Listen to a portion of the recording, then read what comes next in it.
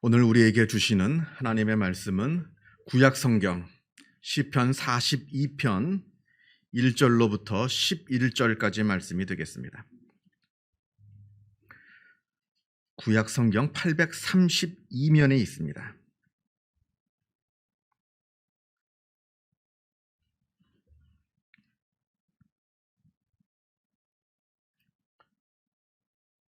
시편 42편 1절로부터 11절까지 말씀을 봉독합니다. 이 계시의 말씀을 봉독할 때에 살아계신 하나님의 음성을 다 함께 들으실 수 있기를 바랍니다. 하나님이여, 사슴이 시냇물을 찾기에 갈급함같이 내 영혼이 주를 찾기에 갈급하니이다. 내 영혼이 하나님 곧 살아계시는 하나님을 갈망하나니 내가 어느 때에 나아가서 하나님의 얼굴을 배울까? 사람들이 종일 내게 하는 말이 내 하나님이 어디 있느뇨 하오니 내 눈물이 주야로 내 음식이 되었도다. 내가 전에 성의를 지키는 무리와 동행하여 기쁨과 감사의 소리를 내며 그들을 하나님의 집으로 인도하였더니 이제 이 일을 기억하고 내 마음이 상하는도다. 내 영혼아, 내가 어찌하여 낙심하며 어찌하여 내 속에서 불안해하는가? 너는 하나님께 소망을 두라. 그가 나타나 도우심으로 말미암아 내가 여전히 찬송하리로다. 내 하나님이여, 내 영혼이 내 속에서 낙심이 되므로 내가 요단 땅과 헤르몬과 미살산에서 주를 기억하나이다.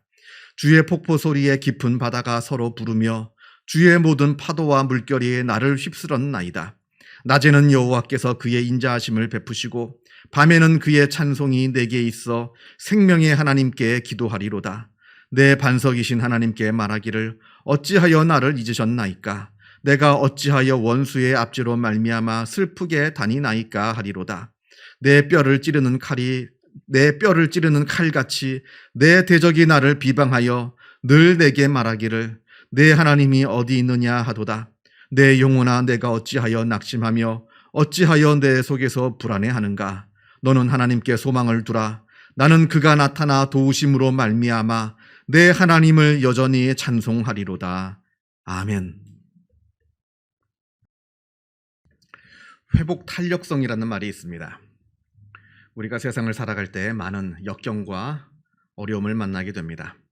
그때 그 어려움에 쓰러지지 않고 견디는 힘, 또 혹시 그 역경에 쓰러지고 또 실패하였다 하더라도 그것 때문에 그저 낙담하고 주저앉아 있는 것이 아니라 다시 일어나는 힘, 아니 그 실패를 오히려 발판 삼아, 디딤판 삼아 더 높이 도약하고 더 크게 성장하는 힘, 이것을 회복 탄력성이라고 말합니다. 미국의 정신과 의사이자 저술가인 게일 가젤이 쓴 하버드 회복 탄력성 수업이라는 책이 있습니다. 사실 저는 이 책 제목은 마음에 들진 않습니다. 원래 이 책이 미국에서 출판될 때는 그 원래의 제목이 Everyday Resilience라고 되어 있습니다. 번역하자면 일상에서의 회복 탄력성, 뭐 이렇게 말할 수가 있습니다. 회복 탄력성이라고 하는 것이 어떤 특정한 사람들, 특별한 사람들에게만 필요한 것이 아니요, 또 어떤 특별한 상황에서만, 그런 때만 필요한 것이 아니라 우리 같은 평범한 사람들, 이런 평범한 사람들, 그리고 우리들이 살고 있는 이런 일상 속에서도 너무나 필요한 것이 바로 회복 탄력성이다라는 의미에서 Everyday Resilience라는 아주 좋은 제목을 갖다 붙여놓았습니다만은, 근데 이게 한국말로 번역이 되면서 아마 한국 출판사가, 보통 제목은 출판사가 붙이니까 한국 출판사가 붙여놨겠죠. 느닷없이 하버드 회복 탄력성 수업 이렇게 이름을 바꿔놨습니다.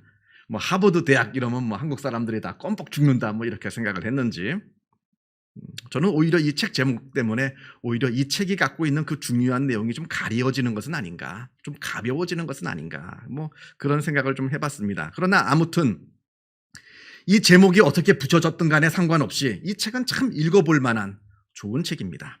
아주 좋은 내용을 담고 있다, 저는 그렇게 생각합니다. 저는 이 책이 무엇보다 회복 탄력성이란 무엇인가, 그 정의를 잘 설명하고 있다 생각합니다. 보통 다른 책에서 회복 탄력성을 설명할 때 주로 드는 비유가 스프링이나 아니면 오뚜기를 비유로 들어 설명을 합니다. 그래서 다른 책 보면 그 책 제목에, 책 표지에 스프링이 그려져 있는 책도 많습니다. 눌렀다가 놓으면 바로 튀어오르는 스프링, 아무리 옆으로 쓰러뜨려도 곧바로 계속해서 일어나는 오뚜기. 우리가 보통 회복 탄력성이라 말할 때 이렇게 스프링이나 오뚜기를 예를 들어서 설명을 많이 합니다만, 그러나 이 책은 그렇지 않다 말합니다. 오뚜기나 스프링처럼 아무런 감정의 요동 없이 그저 자동적이고 기계적으로 저절로 일어서는 그런 회복 탄력성, 그건 우리 인간에게는 불가능할 뿐만 아니라 또 바람직하지도 않다 말합니다. 왜냐하면 우리 인간은 감정을 가지고 있는 그런 존재이기 때문에 그러합니다. 우리 모든 인간은 다 감정을 가지면서 살고 있습니다. 기쁨과 즐거움, 성취감, 희망, 이런 긍정적인 감정을 갖고 살기도 하고, 또 동시에 슬픔, 분노, 두려움, 절망 같은 부정적인 감정들도 느끼면서 살아갑니다.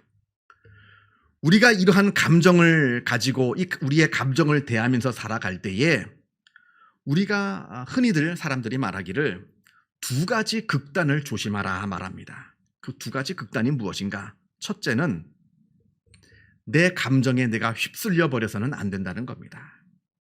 내 감정이 나를 집어삼켜서는 안 된다는 겁니다. 여러분, 사실 그거 별거 아닙니다. 지금 내가 당하고 있는 슬픔, 그거 별거 아니에요. 옛날 어른들이 종종 이런 말씀을 합니다. 슬픔을 당한 사람들, 낙담해 있는 사람들, 특히 슬픔을 당해 낙담해 있는 그 젊은 사람들한테 옛날 어른들이 하시는 말씀이 종종 있습니다. 얘야, 다 사라진다. 다 사라진다는 겁니다. 내가 지금 볼 때는 내가 당하고 있는 이 슬픔이 너무나 커서 내가 어떻게 살 수가 있을까? 이대로 내 인생이 다 끝나는 거 아닌가? 절망합니다만 그때마다 어른들이 하시는 말씀이 얘야, 다 사라진다. 그렇게 말씀하시는 겁니다. 여러분, 죄송합니다만 지금 내가 당하고 있는 슬픔, 여러분들이 당하고 있는 슬픔들이 있을지 모릅니다. 사실 그거 별거 아닙니다. 그건 나만 당하고 있는 거 아닙니다. 다른 사람들도 다 나랑 똑같이 다 그렇게 살아갑니다. 나만 특별한 슬픔을 당하고 나만 특별한 어려움을 당하면서 이 세상을 나만 힘들게 살아가는 것이 아니라 세상에 있는 모든 사람들이 다 똑같은 슬픔과 어려움을 당하면서 다 똑같이 살아가고 있다는 겁니다. 내가 나만 특별한 사람으로 생각할 필요가 없습니다. 그런데 이 사실을 깨닫지 못하고 오직 나만 이런 슬픔을 당하고 살아가노라. 오직 나만 이렇게 힘든 일을 당하고 괴로움을 당하고 있노라. 이렇게 자기 연민에 빠져버리면 그때는 해결 방법이 없습니다. 그때는 완전히 무너지는 겁니다. 빨리 거기에서 빠져나와야, 그래야 해결 방법이 보이는 겁니다. 자, 그러면 어떻게 해야 내가 내 감정에서 빨리 빠져나올 수 있는가? 나만 바라보지 말고 눈을 들어서 주변 사람들을 둘러보라는 겁니다. 다른 사람들은 어떻게 살고 있는지, 내가 지금 당하고 있는 이 슬픔, 지금 내가 당하고 있는 이 어려움만 바라보지 말고, 나만 바라보지 말고 눈을 들어서 지금 다른 사람들은 어떻게 살아가고 있는지, 다른 사람들은 지금 어떤 슬픔을 당하고 있고 어떤 어려움을 당하고 있는지, 그걸 보라는 겁니다. 그저 오직 나만 보지 말고 눈을 밖으로 보아서 다른 사람들이 어떻게 살아가고 있는지, 그래서 혹시 주변에 내 도움이 필요한 사람은 없는지, 내가 도와줄 사람은 없는지 둘러보라는 겁니다.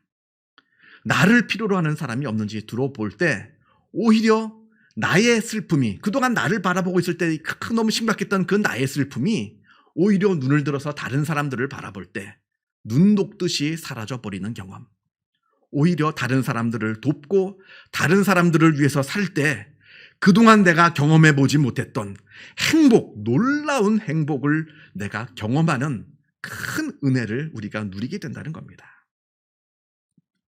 우리가 분명히 알아야 합니다.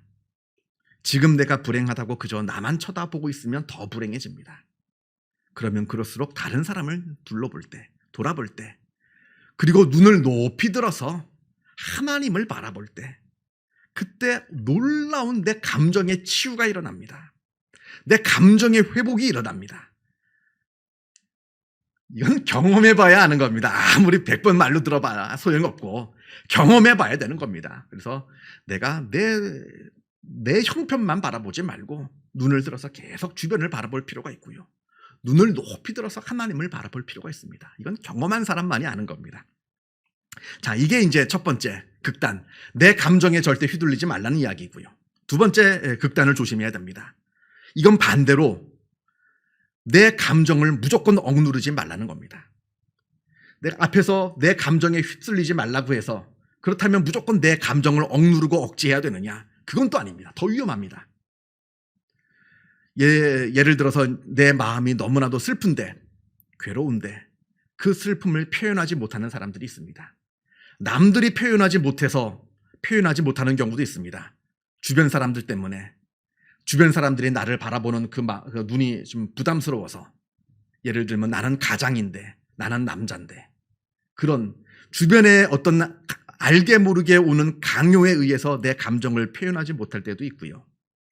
아니면 내 스스로가 감정 표현을 하는 것이 서툴러서 내 감정을 표현하지 못하고 내 감정을 억누르고 억제하는 경우도 있다 하는 겁니다. 그거 건강한 거 아닙니다.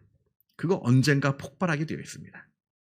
그렇게 계속해서 내가 억누르고 있다가 그 감정이 결국에 폭발하게 될 때, 그때는 아주 크게 다치는 겁니다. 나도 다치고 내 주변 사람들도 다치고 일이 크게 되는 겁니다. 자, 그렇다면 어떻게 해야 되느냐? 내 감정에 휩쓸리지도 말고 또 내 감정을 억압하지도 말라. 도대체 어떻게 하라는 것이냐? 바로 승화시키라는 겁니다. 승화시키라. 내 부정적인 것을 긍정적인 것으로 승화시키라. 예를 들면 이런 겁니다. 시험을 봤습니다. 그런데 그 시험에 나는 떨어지고 평소에 나랑 친한 내 친구는 그 시험에 합격을 했습니다. 속이 상합니다. 분합니다. 억울합니다. 공부는 내가 더 잘했는데 나는 떨어지고 내 친한 친구가 붙었습니다. 이때 자기 감정을 다스릴 줄 모르는 사람은 둘 중 하나입니다. 그 친구와의 의리를 생각해서 자기의 감정을 무조건 억누르는 겁니다. 표현도 못하고 계속해서 억누르고 억제하는 겁니다. 또 어떤 사람은 그 분한 마음에 그 자기의 감정이 주체가 안 돼서 그냥 스스로 무너져 내리든지, 아니면 그 친구와 다툼이 생겨서 그 친구와 사이가 멀어지든지, 둘 중 하나일 겁니다. 자기 감정 조절에 서투른 사람들은. 자, 그러나 이때 지혜로운 사람은 자기의 감정을 승화시킬 줄 압니다. 그 속상한 감정, 그 감정을 다시 힘을 내서 다시 도전하게 하는 원동력으로 삼습니다. 물론 속이 상하죠. 붕하고 억울합니다. 그러나 그것 때문에 더 내 마음을 잡는 겁니다. 그렇기 때문에 더 열심히 공부하는 겁니다. 이게 바로 승화라는 겁니다. 슬픔도 마찬가지고요. 두려움도 다 마찬가지입니다. 그 부정적인 감정들을 다 승화시킬 수 있는 지혜, 이 지혜가 우리에게 필요한 겁니다. 앞에서 말씀드린 제가 그 책, 하버드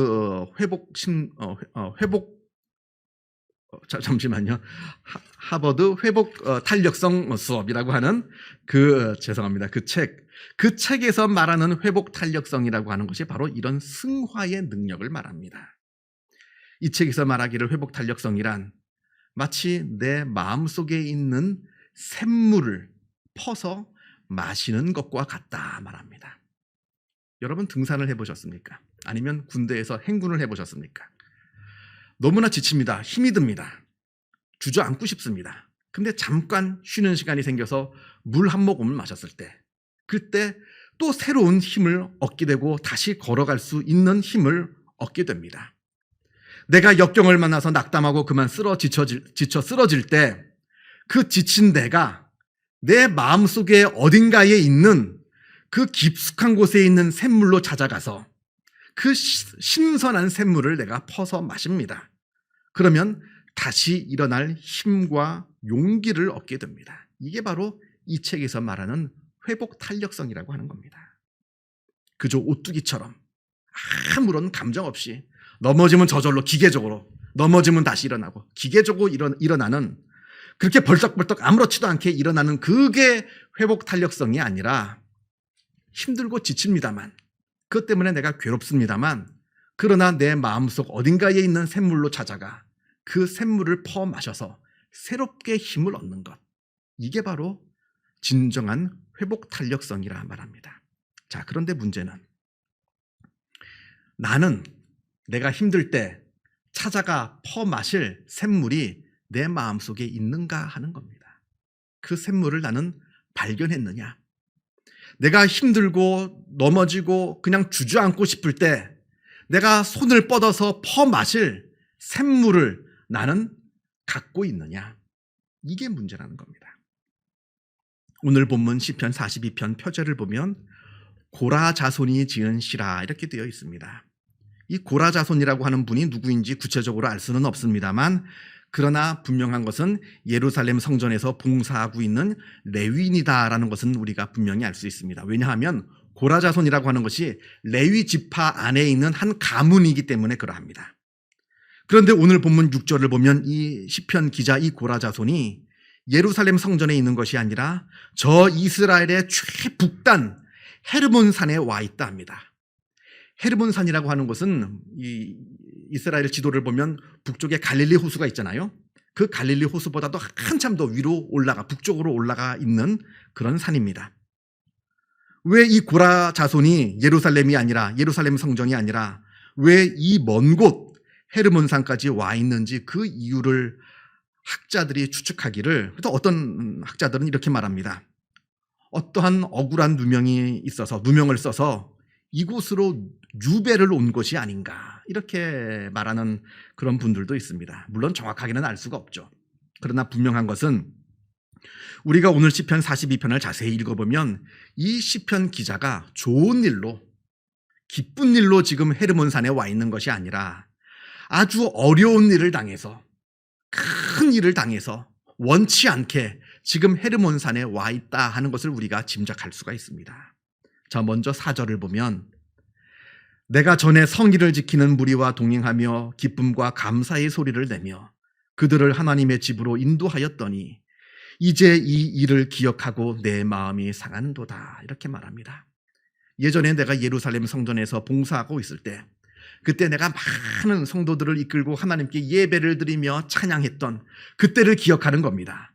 그때는 참 좋았는데, 그런데 지금 나는 그 예루살렘 성전에서 쫓겨나와서 이 변방 북쪽 헤르몬산에 유배를 와 있습니다.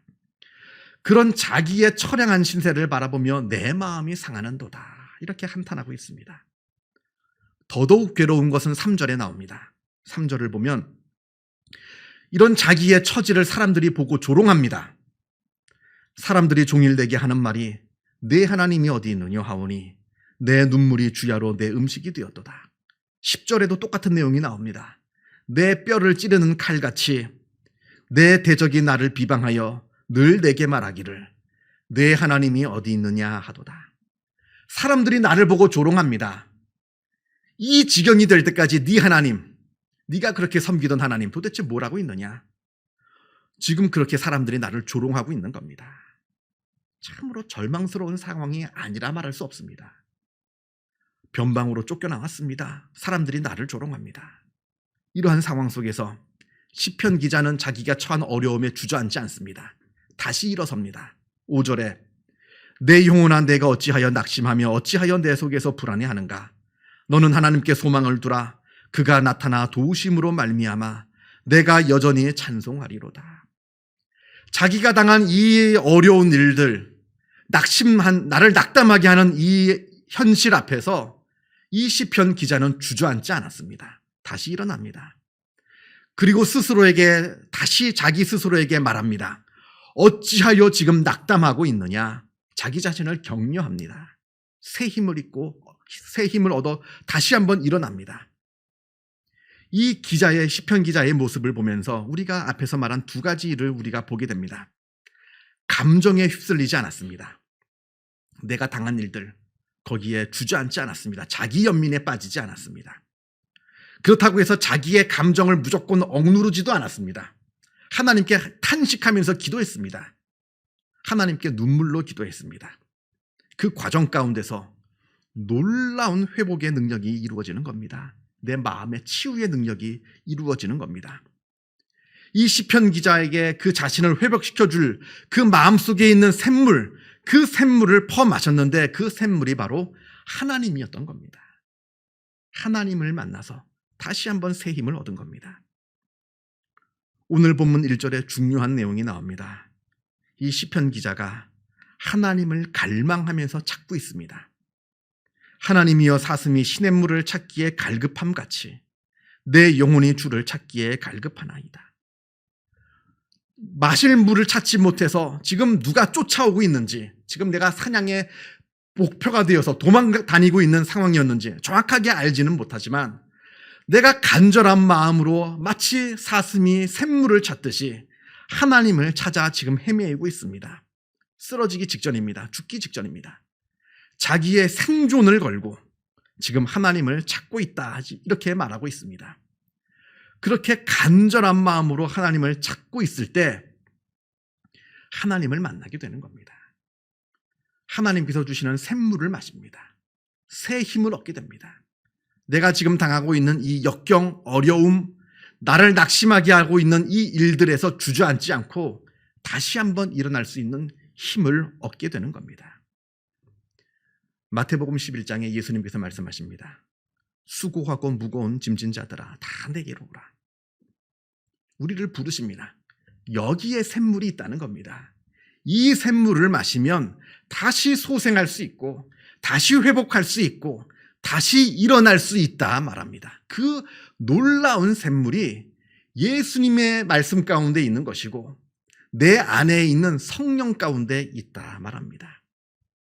이 놀라운 능력, 우리를 다시 한번 일으키시는 그 소생케 하는 그 회복의 능력, 그 하나님의 능력을 우리가 매일매일마다 경험하시는 복된 은혜가 여러분들 삶 가운데 충만하기를 주님의 이름으로 축원합니다. 기도하겠습니다. 사랑과 은혜가 충만하신 하나님 아버지, 우리를 하나님의 자녀로 삼아주시고 하나님의 은혜 안에서 살게 하여 주심에 그 놀라우신 하나님의 사랑과 은혜에 감사를 드립니다. 그러나 우리가 세상을 살아갈 때에 여러 많은 일을 우리가 만나게 됩니다. 때로는 힘들고 어려운 일을 만나기도 합니다. 도무지 우리가 내 힘으로 내 지혜로 뚫고 나갈 그 길이 보이지 않는 암담한 일을 만나기도 합니다. 주저앉고 싶을 때가 있고 낙담하고 있을 때가 많이 있습니다. 아버지여, 그러할 때마다 우리 마음 가운데 새 힘을 허락하여 주옵소서. 하나님을 만나게 하여 주시고 하나님께서 주시는 그 신선한 샘물을 마시어서 다시 회복하게 하시고 다시 일어나게 하여 주시고 다시 뛰어나갈 수 있도록 역사하여 주옵소서. 우리에게 지혜를 주옵소서. 무엇보다 어려운 일을 만날 때 하나님을 붙잡고 하나님을 찾는 그 영적인 지혜를 허락하여 주시어서 세상 속에서 헤매이지 않게 하시고 낙담하지 않게 하시고 하나님을 붙들며 하나님께서 주시는 능력으로 이겨나아가는 복된 믿음의 삶을 살아가게 하여 주시옵소서. 이 모든 말씀 우리 주 예수 그리스도 이름으로 기도하옵나이다. 아멘.